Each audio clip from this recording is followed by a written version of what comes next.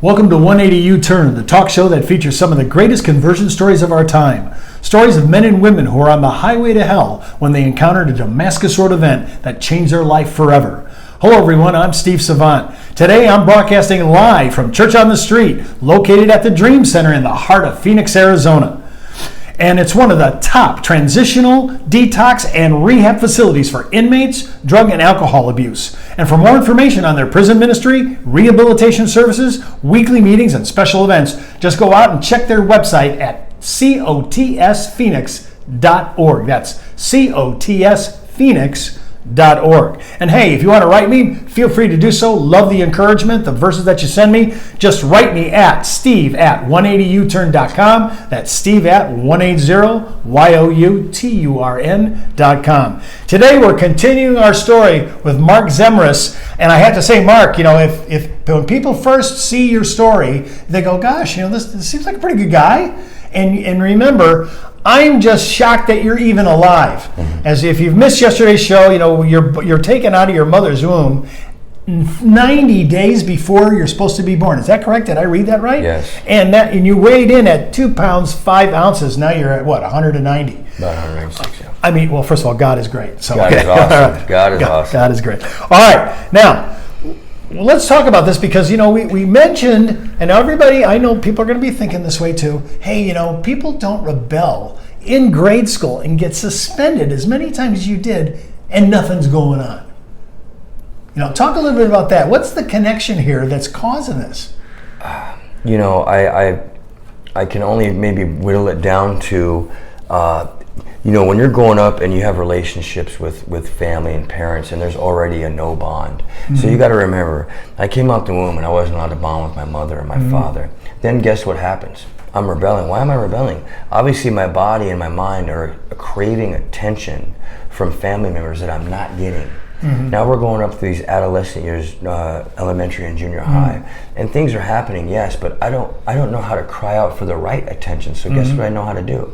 I know how to gain all the bad attention, and that gets them noticing me. So guess what I keep on doing? Bad attention, rebelling. Now in your situation, you have rebellion because there's things going on at the home front that are damaging you, and these are just outcries. I love my mom and dad. Mm-hmm. They know what went on and they realize and feel that what happened growing up specifically with me, and I love you, Mom and Dad, that there was situations that could have been looked at differently. Mm-hmm. Dad was a little hands-on, let's say, too much maybe. Mm-hmm. Mom was silent and maybe a little yelling at times, but so put that together with everything else, and not only that, I'm feeling pressured to be the best that I can at basketball. Not doing too good at school because I can't focus. I mean, I got honor roll in 4th grade, but that's because I really tried to concentrate that year. So now we got junior high coming into high school and things are starting to come into focus a little bit. I was messing up, but boom. I'm just wondering, during high school, you're actually you're a very good athlete, right? You're playing basketball. I mean, were you on the varsity team too? Okay, so my freshman and sophomore year, I am in the Air Force Junior ROTC, and I work out my way through that. My guidance counselor says, hey, look, your junior year, we got the school coming up, okay? You can catch up on credits. You go there your junior year, this accelerated school, and you catch up on credits, and you walk with your senior year right on time. Which you wanted to do. Which I desperately wanted to do. Of course, that sounded great. I didn't know I was that behind. I thought I was doing good, maybe a few FDs, but I wasn't doing too good. Okay, and somehow you got into the military, the ROTC program, right? Yes, they had it it was actually at Gilbert High School, so we transported ourselves from Highland High School to Gilbert High School on their campus. They had a ROTC program that we coincided with theirs. And we had the blue uniform. We did the salute, shine the shoes, dress inspection. It was awesome. But all along, we're still doing dope on the side. All along, we're still dabbling in the in the stuff. Now, when does this go south for you? When does it just fall off the edge? So I go to that school my junior year, the accelerated school, right? It's called the Arizona Career and Technology High School. They had little trailers. It was a good campus, right? We're gonna pick up on our education. We're gonna get some extra credits and move quickly. But it's more focused on technical and careers with your other batteries of classes. So I started doing that, and that school is haywire. I mean, there's drugs. There's bathroom drugs. We're doing. I mean, I'm on LSD in the middle of a class doing lines of meth behind my backpack in front of the teacher. It's just debauchery at its finest, and that's where it really starts to just hit me. And then, to top it off, we come to school one day, and the feds are there. The school is shut down. The owner embezzled the money from the state and bounced. And now the school is no more. The teachers are packing up their stuff. And I'm left to my sophomore year, the beginning of it, I believe, a few weeks in, maybe even a few months in, if not that, to what am I going to do now? Now I have no school. There's nothing like it around. So now you're not going to graduate. Definitely not. And if it's going to go down, I think you did get your GED though eventually, not now, but not later. now, but soon later. Okay, so now when this happened, you're hanging around with this gal, you shouldn't be doing it, but you're having relationships with her, and you like her and you want to stay with her, but you got your own problems. I've always tried to figure this out. How can two broke people make one whole one? Right? I mean, when you got two people that are broke, it's not going to be good to put them together and make a whole person out of them. It's not. And she was, this is when I'm 18, right? She was a hurt senior at Highland High. And, a situation ensues. We get into a relationship, and some things happen that are outside the realm of the godly. But I stopped using drugs for this 2 years we're together, because my focus is I'm gonna change for her. I'm gonna, I'm gonna submit to her ways, because I guess you could say at that moment I thought that's what I had to do. So I was idolizing her, not in like the weird creepy sense, but in the sense that I thought I had to change everything about me and stop doing drugs in order to have what I thought at the time was an awesome girlfriend like this. Can you really change for somebody else? Not at all. It doesn't. It's the big myth out there, and it doesn't have to do just with dope. No. It's just with everything. Just with everything. Your kids, your mom and dad, you cannot change just for somebody else. Yeah, there's no doubt in my mind. I love the attempt. I think the heart's trying to do the right thing, but we just don't have the strength or mannerism to get it done. Not at all. Now, she kind of then went off to school and broke up. Well, there was a breakup. It was a simple situation, right? And she drives off, and I end up walking back to my mom and dad's, crying and freaking out. Like, okay, 2 years. I gave up something special in that situation to her, and I was devastated. Honestly, I'm an 18-year-old. I'm 20 now. I'm a 20-year-old young man. I working at Pizza Hut full time. I've got keys to the store, what they called at the time when they didn't use frozen dough, the dough master. I made all the dough for the day. I get back to the house, and we talk for a second, and she's going off to. She's like, "Look, I'm going to college. I'm going to ship off to NAU," and so she ships off to NAU, and I move on, and I just. But you tank.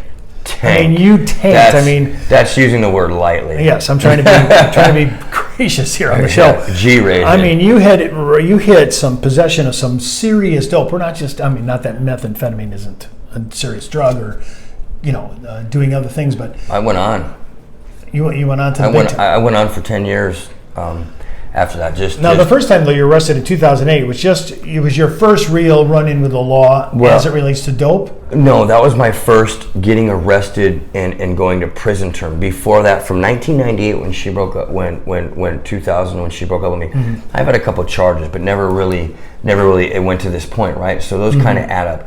1998 to 2008, I'm running hard. I'm catching charges, not catching charges. I'm getting a charge. I'm getting released. I'm doing what they ask, whatever. 10 years later, boom, I catch this charge. They release me from county jail, and I get IPS. This is possession of dangerous drug paraphernalia, possession of dangerous drugs, and that had to do with hypodermic needles and methamphetamine. Now, when you go to Maricopa County for the first time, and that place is a pit. Especially in the 90s. Yeah, if anybody's been to the dungeon, you know. It's a pit. It's just a pit. It doesn't matter where your house, Towers, Durango. Yep. And you're running through, I mean, I'm just thinking of those places of just going through the first night at what, 18? 18, 19, 20, riots, fights. And there's so much going on in prison, and is the worst environment to try to get your head on straight. Yes. I mean, it just complicates and compounds all your own personal stuff. You can't focus on nothing. I mean, my first day there, my cell. Okay, but when you're there, you just make a major decision here, to frat up with white supremacists, basically, or skinheads. It would be more maybe. Well, I mean, in county jail, it was like that. The whites sit with the whites. It's all segregated. There was no intermingling, and I get there, and my first couple nights, a riot pops off between the whites and the paisas, which is the Mexican nationals from Mexico, and it was brutal. It was brutal. I mean, it was brutal. Were you ready for that kind of? You're gonna. I was thrown into the fire, so I had to either sink or swim. Sink or swim. Sink or swim. Now, when your court date came up, they gave you 2 years, right, of intense probation, which I thought was a gift. When I first read your story, I thought, hey, that's a gift. For sure. Everything you're into and all the things that have happened up to this point with your arrest record. Right. You're prison jack. Well, not quite prison yet, but prison jack. Getting ready. Yeah. I mean, that was a gift for them to give you. I don't care how intense the probation was. That's a pretty big gift. A gift, and in my mind, it was a curse, because I looked at that weekly schedule that we had to fill out, and I had a surveillance officer and a probation officer, and I was like, oh man, this is too much. This is too much. I'm good. Then you wound up going, once you got out during your probationary time period, then you got saddled into jail and prison for about 2.5 years combined. After violating. Right. I left on IPS. IPS is? In prison soon, or intensive probation. Okay. I had a child, my second child, and I left the mother of my son, and I wanted greener pastures with drugs and that lifestyle. What I had at home was not good enough. Can anybody at 18 be ready to be a father?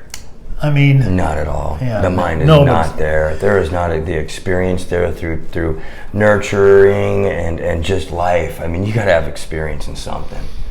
So. When you went to prison for the long period, how long was it? That first time was 2.5 years. I ended up doing 21 months. I did good. I didn't get any tickets. She came to see me with my son. Everything was a go. Looking good, feeling good, getting out, never gonna do this again. I mean, I said it every time I left county jail, man, I feel good. And I'd go right back to it. I get out of prison this time, saved up some money because I worked at Hickman's at an East unit they had at the time. Saved up about $3,000. Wow. So I get out of prison with $3,000, meet up with the baby's mom, and we have a meeting with my son. My son at the time was 2 years old, almost 3. Still not good enough. Still not good enough. I'm always interested on children who have went through non-binding times with their own parents, and somehow, some way, we expect us to change that, even though in our head we know better, but somehow we're going to figure this out on our own with no good role model and no good experience. Right. As far as like relational with my mom and dad, and maybe some of my dad's tactics, some of that was not okay, right? A lot of it, but with his relationship with my mom and the way him working and providing, that was all good. So I had like a double spectrum there. I mean, I had a kaleidoscope where some was good and some was bad. When you got out, you had $3,000. Did you get out as an addict? I got out. No, I did not. I got out. You were clean. Not an addict yet. Nope, that's right. I was clean. Right. So you were clean, and I was so clean. How long did you stay clean? About let's say maybe a month, man. A month, and I dabbled into pot. Well, pot's one thing with $3,000 in your pocket, right? But the $3,000 went to a hotel room, which went to drinking, which went to pot. Okay, so what's the setup for tomorrow's show when I think about you doing 10 years down? Because we're going to talk about your decade behind bars. Yeah. So let's set that up. what set that up was this next relationship crumbling, another violation, and just more pain. I still don't know how to deal with pain, man. And you're emotions. What dope are you doing to take care of that? Every meth, marijuana, alcohol. But not heroin yet. Not heroin yet. In your mindset, did you think, you saw other people that were doing heroin, you saw their problems, you saw their issues. Did you think, hey, listen, I'm willing to do a lot of this other stuff, but I'm not willing to do that? Always thought that. Right. Always thought that. I always thought that when I saw heroin addicts, that was never for me. That's not the road I want to go down. I want to be sick. I don't want to feel that. But the meth just wasn't filling the need. And that, to me, is the tripwire, where you're always going to one pharmaceutical after another because it's not working. And by the way, I've said this many times in the show, when you think about the Bible's verse, the word they use for sorcery is pharmakos, the word we use for pharmacy. Dude, okay. And can I ask you straight out, one guy to another guy, how spiritual is dope? Can I tell you, there was a book I read in county jail probably in 1998 called Meth Equals Sorcery. And that's funny that you say that, because that's right on point. This is spirit guided, you guys. It's not a joke. God is real. Just to put that in there again. Meth equals sorcery. So when you're that whole ritual, it's a real thing. I mean, we're messing with the dark force right there. Yeah, I often find in prison and in one-on-one meetings, which we call tank orders, when I hear people talk, there's so many people I've met as atheists inside. Everybody doesn't believe in God, but they really believe in the devil. Yeah. Yeah, I mean, I find that to be so strange. Because that's the darkness that comes with that drug. You got to realize that it was used at certain things in certain places. Hitler used it. The kamikaze dive bombers used it. Amphetamines to go on suicide missions. It's a dark drug. And even if you're not at war, it is suicidal to start getting on this stuff. Most definitely. There's no way it's redemptive. There's not a piece of it that's going to be good. Not at all. Unbelievable. Well, listen, you'll be wanting to skip back into our episode tomorrow. We're going to be talking about a 10-year stretch that was brutal. And I mean, people, if you've never been into prison, I've never been to prison as an inmate. But the last 16 years, I've been as a volunteer. I don't like that part of it. I can't even imagine living there. So listen, if you want more information of everything that's happening here at the Church on the Street at the Dream Center here in Phoenix, just go to their information on hop out to their website at cotsphoenix.org. That's cotsphoenix.org for all their prison ministry information, rehabilitation services, weekly meetings, and special events. You'll be blessed. And so until next time, I'm Steve Savant, and remember, no one's outside the reach of God. No, not one.